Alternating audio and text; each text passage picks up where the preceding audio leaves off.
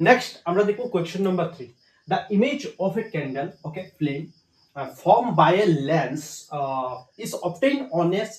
skin place যে জায়গাতে skin place পাইবা মন রাখবা ইমেজটা হবে রিয়েল এন্ড ইনভার্টেড ক্লিয়ার এই জিনিসটা মনে রাখবা হ্যাঁ on the other side of the lens আচ্ছা ঠিক আছে other side of the lens मतलब লেন্সের other সাইডে যখন ইমেজটা ফর্ম হইতাছে দ্যাট মিন্স আমরা এই একটা রাখলাম বুঝা গেছে এখানে ধরো আমি ক্যান্ডেলটা রাখলাম clear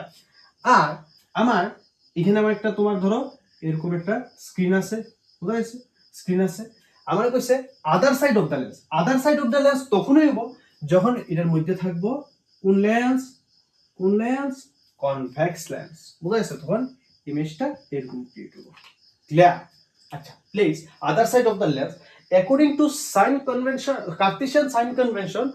if the image is 3 times the object मतलब অবজেক্টের যা তোমার হাইট আছে এটা 3 টাইম হবে তোমার ইমেজের হাইট বুঝছো তো ইমেজের হাইটটা বড় হবে clear okay size image time the size of the flame then the lens is obvious আমরা জানি এটা কি লেন্স কনভেক্স লেন্স বুঝছো আর ইমেজটা কি এরকম হবে ইমেজটা হবে কি তোমার রিয়েল এন্ড ইনভার্টেড সাথে ম্যাগনিফাইড